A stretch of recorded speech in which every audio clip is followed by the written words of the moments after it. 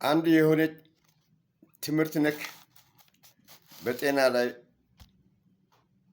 ጤናን በሚመለከት በራሴ ላይ ያጠናሁትን ሀሳብ የጥናቱን ውጤት በሚመለከት ለማስረዳት፣ ለመወያየት፣ ለማሳወቅ ብዬ ቀርቤያለሁ። ይህም ሀሳብ አንደኛ ደረጃ ለ3 የሚከፈል ነው። ሁለተኛው ደረጃው ለ4 ይከፈላል። ሁለት ደረጃዎች አሉት። እነዚህ ሁለት ደረጃዎች እያንዳንዳቸው አንዱ 3 ክፍል አለው። 3ቱንም ክፍል አስረዳለሁ። ሁለተኛው 4 ክፍል አለው። አጠር ያለች ምጥን ያለች የተቀመመች ነው የምትሆነው እንጂ ዝም ብሎ የሚንዛዛ አይደለም። ቢሆንም የአንድ 5 ደቂቃ ወይ 10 ደቂቃ ቪዲዮው ሊረዝም ይችላል። ይህን ያክል መርዘሙ አስፈላጊ ባይሆንም ፍሬ ሀሳቦቹ እነሱን ያጠቃልላሉ። እነዛን ካላጠቃልሉ ደግሞ ተጠና አይባልም። አሳጥሬ ነው ከ6 እና 7 ገጽ እያንዳንዱ ምዕራፍ ወይም ቁጥር ማስረዳቸው በጣም ሰፊ ሊሆኑ ይችላሉ። ግን አሳጥሬ ጥር ምጥን አድርጌ ነው ያቀረብኩት።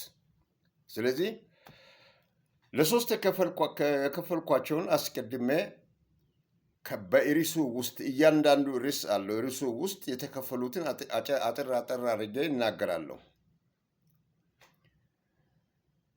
አንደኛው ለምን አንዳንድ ጣፋጭ ምግቦች ጉዳት ያመጣሉ ለሰው ልጅ?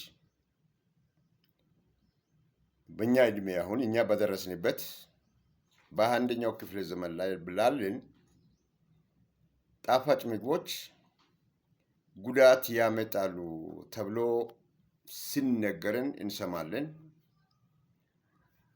ጣፋጭ ምግቦች ደግሞ ጉዳትም አስከትሎ የደረሰባቸው ሰዎች ታማሚ ሆኖ እናገኛቸዋለን። ምንድነው ምክንያቱ?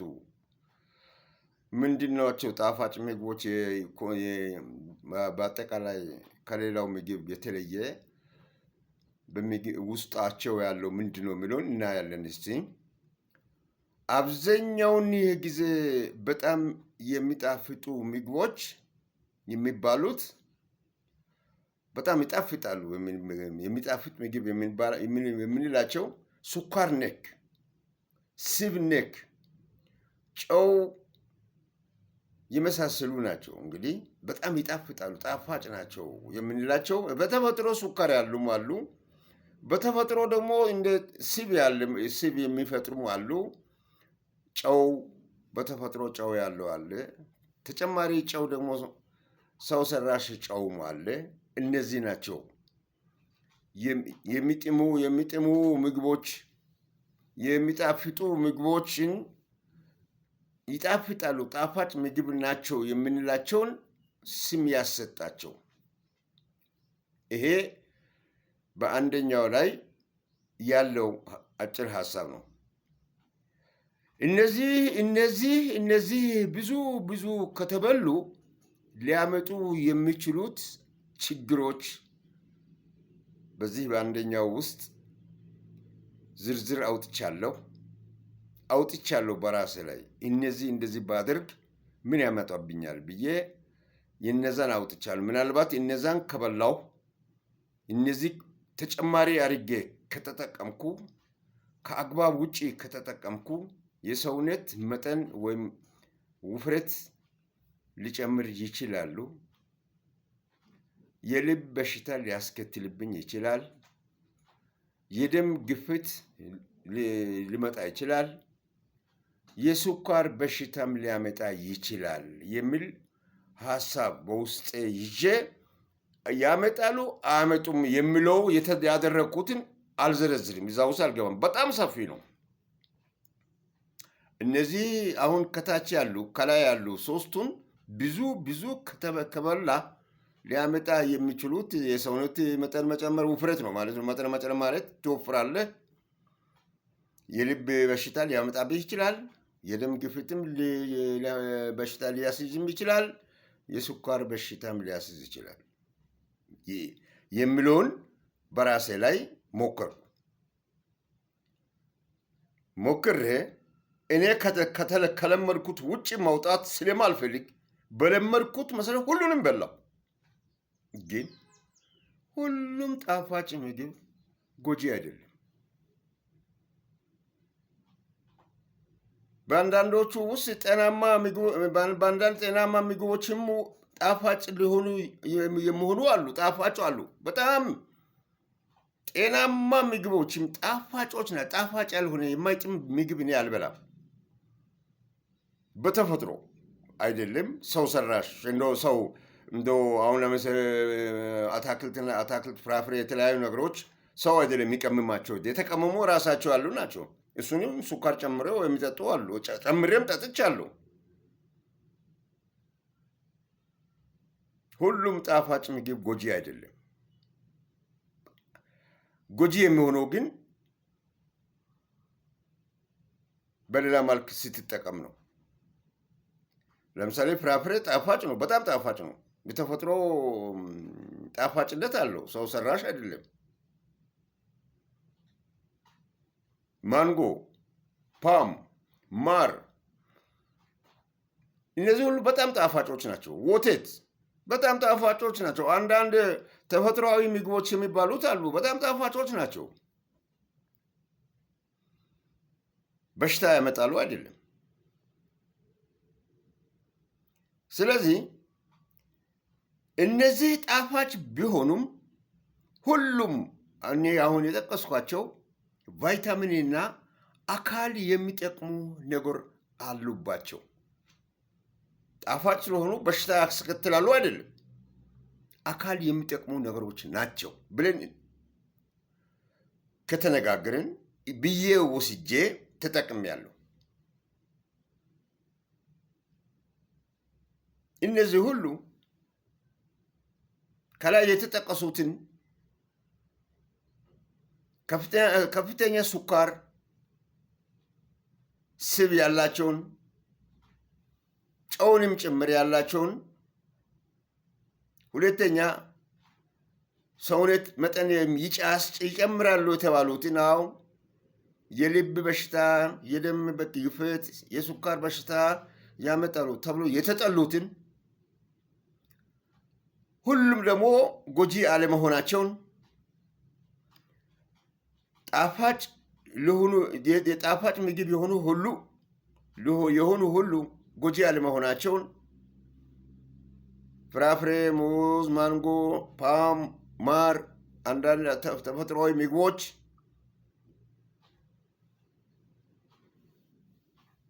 ጣፋጭ ቢሆኑም ቫይታሚንና አካል የሚጠቅሙ መሆናቸውን በራሴ ላይ አፕሩቭ አደረግኩ። የኔ ዕድሜ በጣም ከመካከል በላይ አልፌ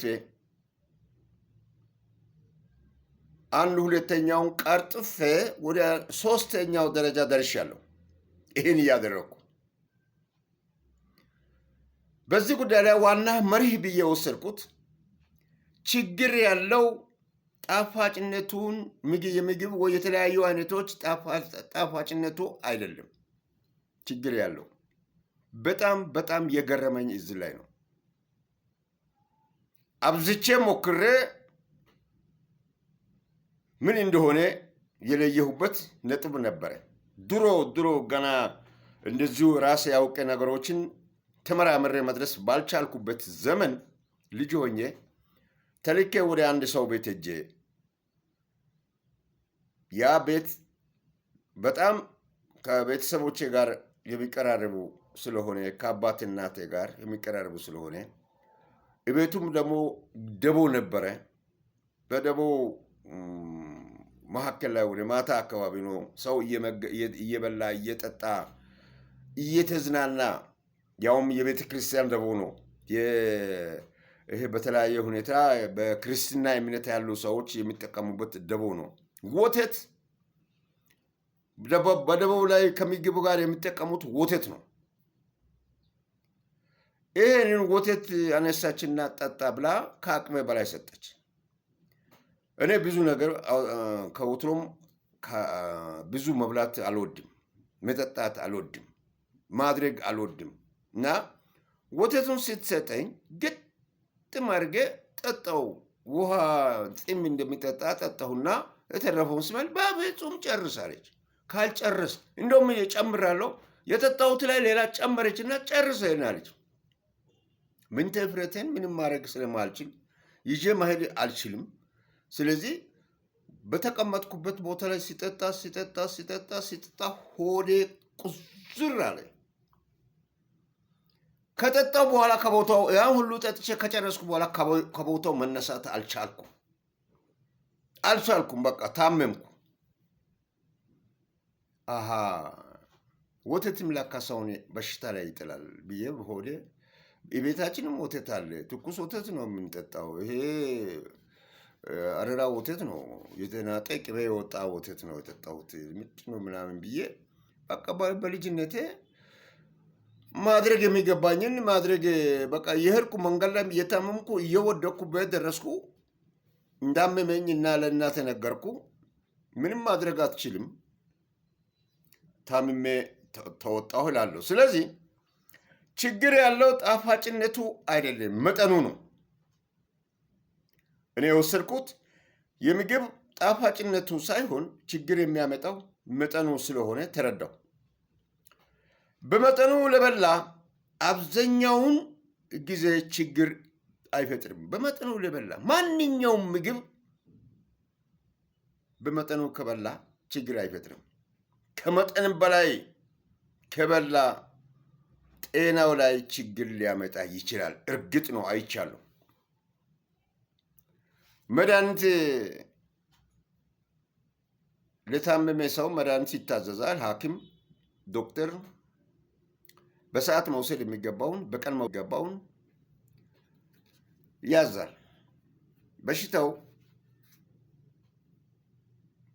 የሰለቸው ሰው ከታዘዘው በላይ መድኃኒቱን መውሰድ ከጀመረ በሽታው ይጸናበታል። እንደውም ለሞት ያደርሳል፣ ይገለዋልም። ለምን? መድኃኒት እኮ ነው። ለምንድን ነው በሽታውን የሚያጸናበት? ለምን እስከ መግደል ድረስ ይደርሳል? ካዘዘው ከመጠኑ በላይ ስለወሰደ፣ ዶክተሩ ካዘዘው በላይ መጠኑን ጨምሮ በመውሰዱ ተጨማሪ በሽታ በራሱ ላይ ፈጠረ። አዎ ይህን በዛ ይወስዳለሁ። ስለዚህ የሚጣፍጡ ምግቦች ሁሉ ጎጂ ናቸው የሚለውን አባባል ትክክል አይደለም ብዬ ደመደምኩ በራሴ ላይ። ከኔ ጉድለት ነው ወይም ከኛ ጉድለት ነው፣ ከአጠቃቀማችን የተነሳ ነው በሚል ሀሳብ በእኔ ላይ ጎጂ አለመሆናቸውን አረጋገጥኩ። ጎጂ አይደሉም። ግን አሁንም የማላልፈው ከመጠን በላይ ከበሉ ጉዳት ሊያመጡ ይችላሉ። እንደ መድኃኒቱ ነው። እንደ መድኃኒቱ ጉዳት ሊያመጡ ይችላሉ። ማንኛውም መድኃኒት ጉዳት እንደሚያመጣ ምግብም በሽታ ሆኖ ጉዳት ሊያመጣ ይችላል። ስለዚህ ይህ በእንዲህ ከሆነ የመጀመሪያው ደረጃ በሶስት ደረጃ ከፍዬ አስረዳለሁ የተባለውን ለምን አንዳንድ ጣፋጭ ምግቦቹ ጉዳት ያመጣሉን ዝርዝር አስቀምጫለሁ። ሁሉም ጣፋጭ ምግቦች ጎጂ አይደሉም አለመሆናቸውን አስረድቻለሁ። ለዚህ ሁሉ ዋና መሪህ አድርገህ የምትወስዳቸውና ጠቃሚ ነገሩ የቱ ላይ ነው ብትል፣ በመጠኑ ከበላ አብዛኛውን ጊዜ ችግር የሚፈጥር አለመኖሩን፣ ከመጠን በላይ ከበላ ጤና ላይ ችግር ሊያመጣ የሚችሉ መሆናቸውን በሁሉ መልኩ ጣፋጭ ምግቦች ጠቅላላ ጎጂ ናቸው የሚለውን አባባል በመሰረዝ ከመጠን በላይ አለመብላትን በመጥቀስ ይህንን ሀሳብ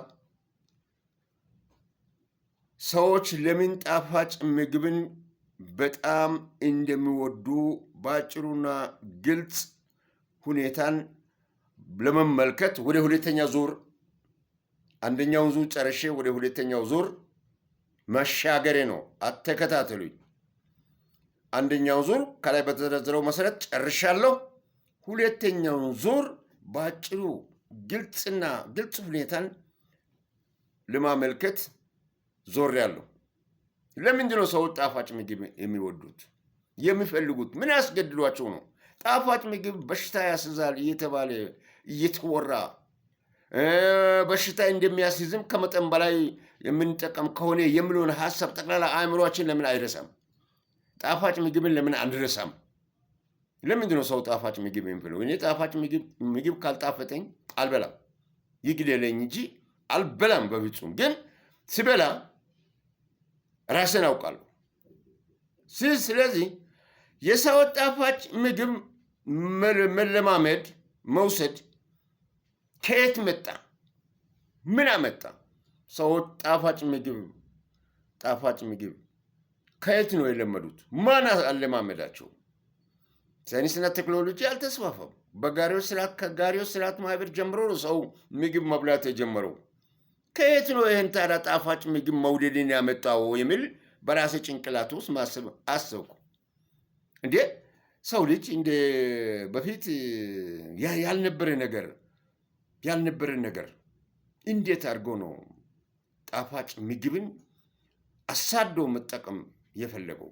እኔስ በእናት በአባቴ ቤት በከፍተኛ ሀብታም በሆነ ቤት ውስጥ አይደለም፣ በድህነት ውስጥ ነው። ከቤተሰብ ነው የወጣው። ድሃ ቤተሰቦችም የሚበሉት በጣም የሚጥም ነገር ካልሆነ ጣፋጭ ካልሆነ አይበሉ። እኔም አልበላም ጣፋጭ ያልሆነ ነገር። ለምንድን ነው ጣፋጭ ምግብን ወይም ጣፋጭን ሰው ለምን ወደደ? የሚመር ነገር ኮስተር የሚል ነገር አይፈልጉም። እና ለምን ወደደ የሚለውን ይዤ ተነሳው። የሰውነት ተፈጥሯዊ ፍላጎት መሆኑን ማየት ፈለጉ። ይህንን የሰውነት ተፈጥሯዊ ፍላጎት ይሆናል። ይሄ ሰው ልጅ ጣፋጭ የሚፈልገው ተፈጥሯዊ የተፈጥሮ እግዚአብሔር ሲፈጥር ያለው ሊሆን ይችላል የሚል ምርምር ውስጥ ገባው። ሰውነታችን ኃይል ለማግኘት ስኳር ይፈልጋል። እግዚአብሔር ስኳር ለሰውነት ምን እንደሚያስፈልግ ወይ በተፈጥሮ እግዚአብሔር በፈጠራቸው ጣፋጭ ነገሮች ውስጥ አትክልትና ፍራፍሬ የተለያዩ ነገሮች ውስጥ ገብስ፣ ስንዴ፣ ባቄላ፣ አተር ሰው በሚበላቸው ነገሮች ውስጥ በቅጠሎቹም ውስጥ ስኳር ጫካ ውስጥ ባሉ ቅጠሎችም ውስጥ ስኳር እግዚአብሔር እንደፈጠረ ያሳያል። ስለዚህ ሰው ኃይል ለማግኘት ስኳር ያስፈልጋል። ስኳር ደግሞ ምንድን ነው? ለሰው በሽታ የሚያመጣ ነው ብለናል። ይህን ነገር ደግሞ ዋና ምንጭ አድርጎ ያስቀመጠው ተፈጥሮ ሊያደርግ የቻለው አእምሮ ጣፋጭ ጣዕምን እንደ ኃይል ይጠቀማል። ያንተ አእምሮ ስኳር ለምሳሌ ጣፋጭ ጣዕምን እንደ ኃይል ይጠቀማል። እንደ ኃይል እንዴት ይጠቀማል ወደሚለው ስንገባ አእምሮ ጣፋጭ ምግብን እንደ ኃይል እንደሚጠቀም ምንጭ ከአእምሮ ውስጥ የሚፈልቅ መሆኑን ያመለክታል። ይህ ከሰው ተፈጥሮ ውስጥ ያለ ነገር እንደሆነ ለካስ አእምሮ ስለፈለገ ነው ጣፋጭ ነው የሚለውን ጣፋጭ ነገር አእምሮ ያሳመንን ስለሆነ አእምሮችን ያመነ ስለሆነ ነው። ደግሞ ስኳር በሁሉም ምግብ ውስጥ በሁሉም አይነት በምድር ላይ ባለው ውስጥ በተፈጥሮ ያለ ስኳር እንዲኖር እግዚአብሔር የፈጠረው ኃይል የምናገኝ መሆኑን ከዛ ሰው ልጆች ኃይል እንዳይደክሙ ኃይል የሚያነቃቃቸው መሆኑን አእምሮ ተቀብሎ የሚያስተላልፍ መልእክት መሆኑን ተረዳው። እኔ ጣፈጠ አልጣፈጠም የሚለው ነገር አፈር እሱን ሌላ ጊዜ እነግራለሁ። አፈር ይጣፍጣል አይጣፍጥም፣ ይሄ በጣም ታሪክ ነው። ይጣፍጣል። ይህንን አሁን አላነሳም እና የሚበሉት ነገር ሁሉ ያለው ነገር ሁሉ የተመጠነ ስኳር በውስጡ መኖሩ ለኃይል መስጫ ለሰውነት ኃይል ማግኛ መሆኑን አእምሮ አምኗል፣ ተቀብሏል። ይሄ አእምሮ የሚያዘው መሆኑን አየሁት። አእምሮ ካላዘዘ ማንም ሰው ማድረግ መጠቀም የሚያደርገውን አይችልም። አእምሮ ደስታ ኬሚካል የሚቀላቅለው የሚለቀው ለካ ከዛ በኃይል ሱካር ምንጭ የሆነው ሱካር የኃይል ምንጭ መሆኑን ከአእምሮ ወደ ሰውነታችን በደስታ መልክ ይለቃል። ሁልጊዜ ደስታ መልክ አእምሮ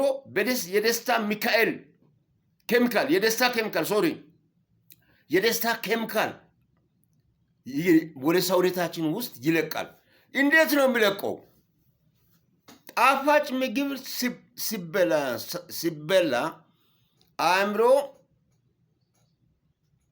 ዶፓሚን የሚባል የደስታ ኬሚካል ወደ ሰውነታችን ውስጥ ያሰራጫል። ዶፓሚን የተባለው ኬሚካል በአእምሮ ውስጥ ነው ያለው። ይህንን ዶፓሚን ኬሚካል የሚባለውን እኔ ሐኪም አይደለሁም።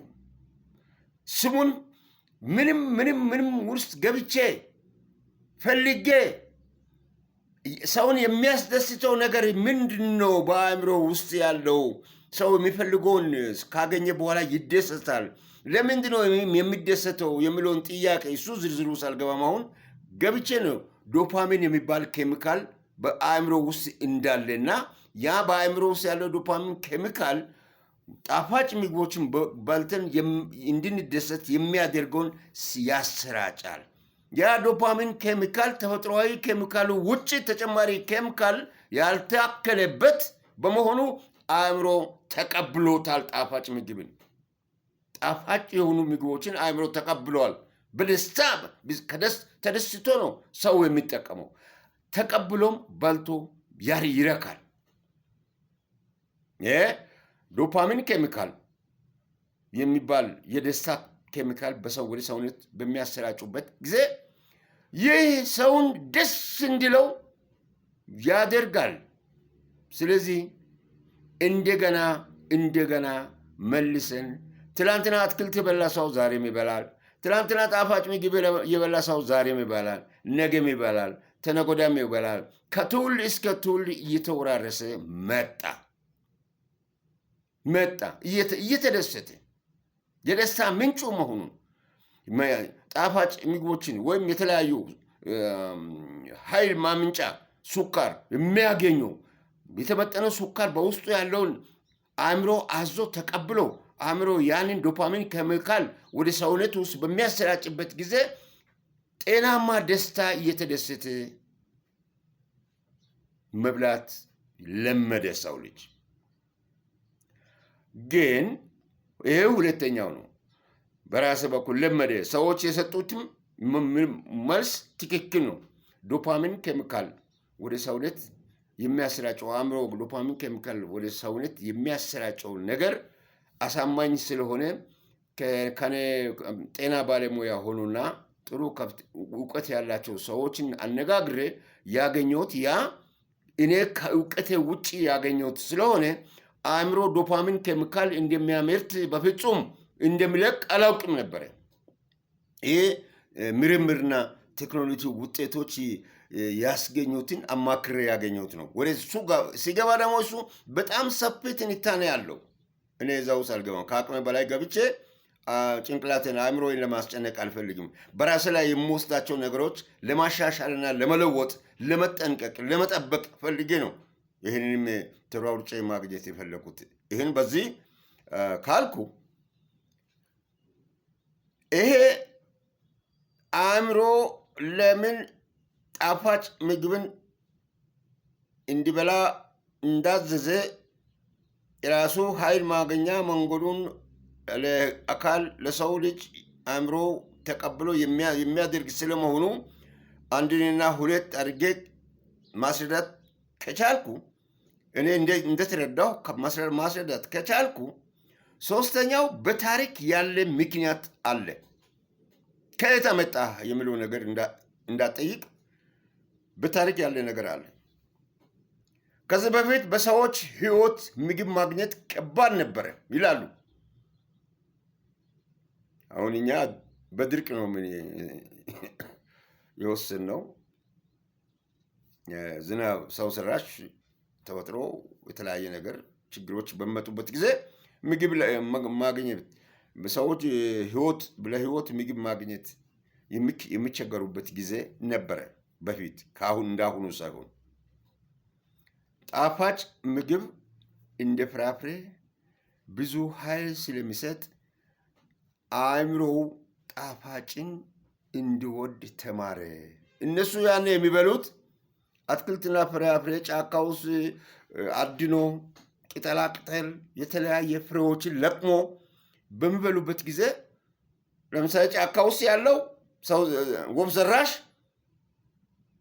አንተ ስኳር ውስጥ አልጨመርክበትም። የኬሚካል ስኳር ወይ የተለያየ ከተፈጥሮ ውጭ ያለ ስኳር አልጨመርክበትም። ጨው አልጨመርክበትም።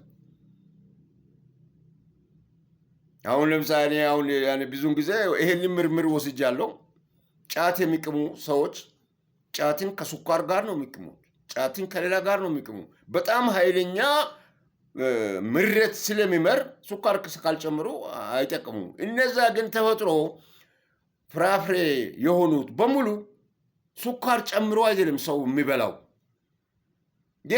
በተፈጥሮ ስኳር አላቸው።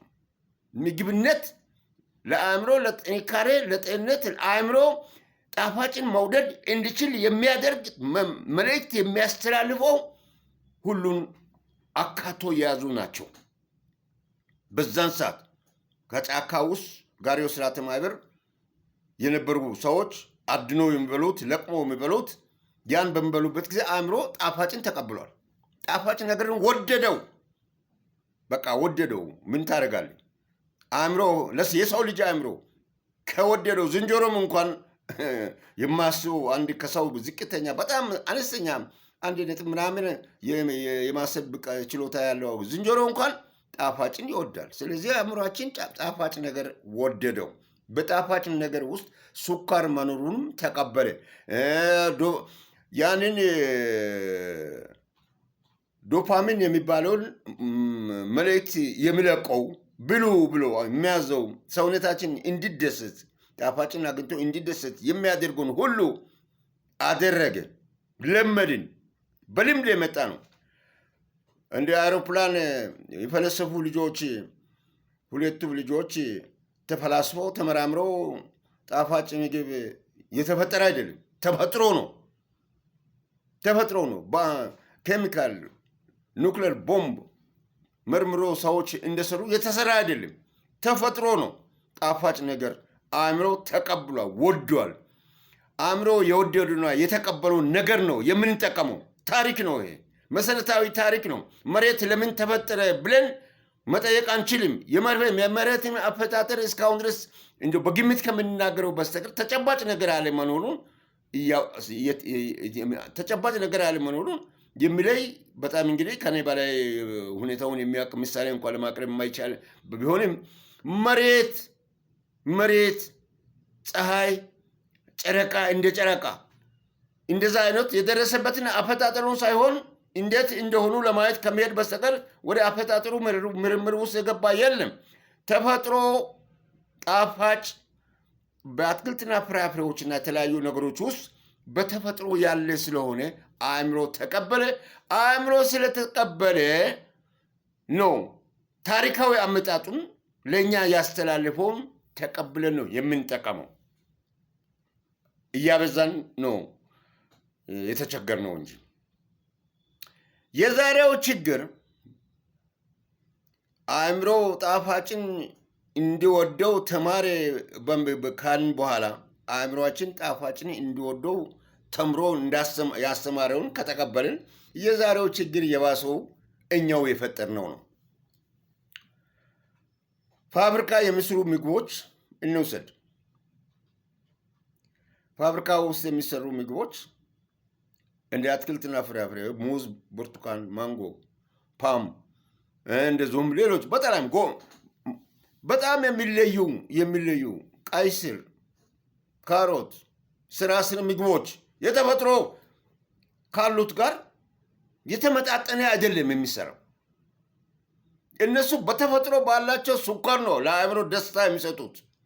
እነዚህ ግን ፋብሪካ የሚሰሩ ምግቦች ብዙ ስኳር አለበት፣ ይጨመራል። ብዙ ስብ ይጨመራል። ብዙ ጨው ይጨምራሉ። ለምን? ካልጣፈጠ ሰው አይገዛም። ሰው አእምሮ ጣፋጭ ነገርን ወዷል።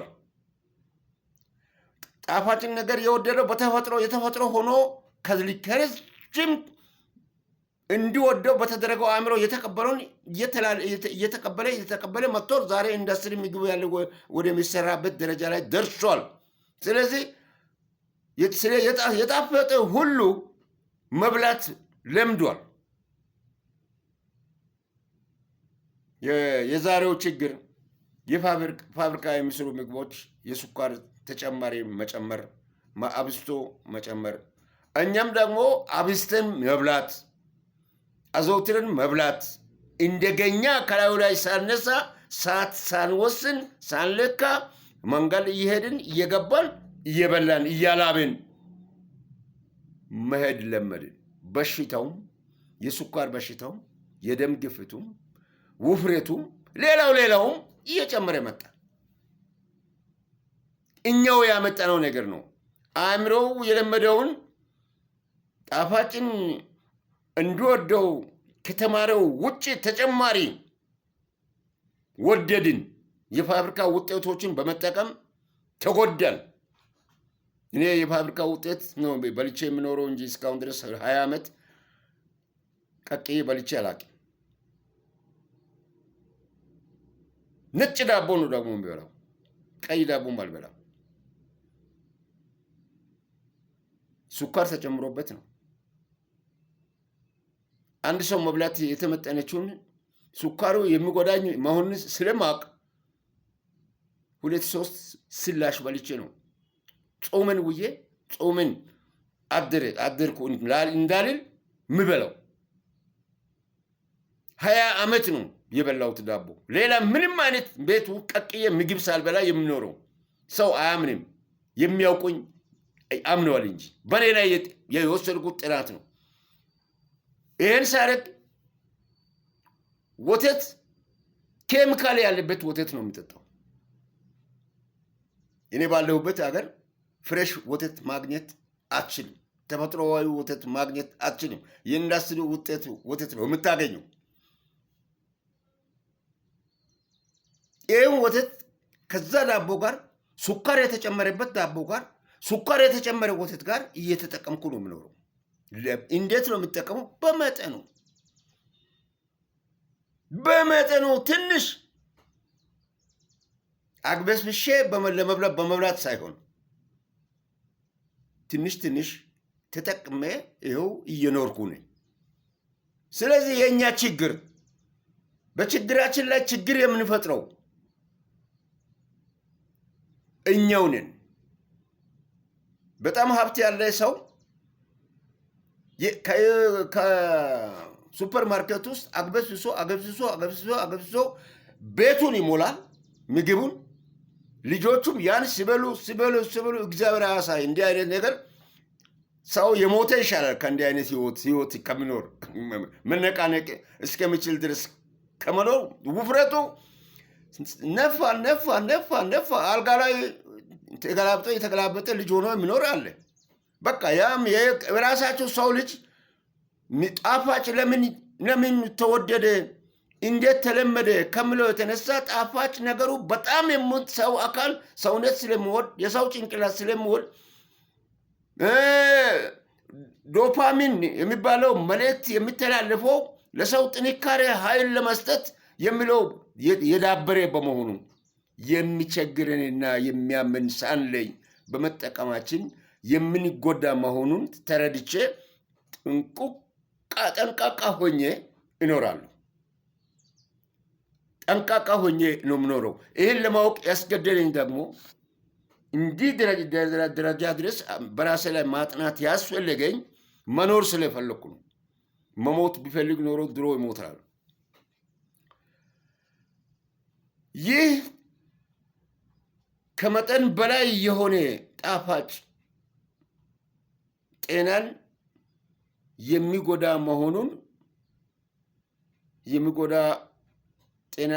መሆኑን ያወቅነው የተወሰነ ሰዎች ነን።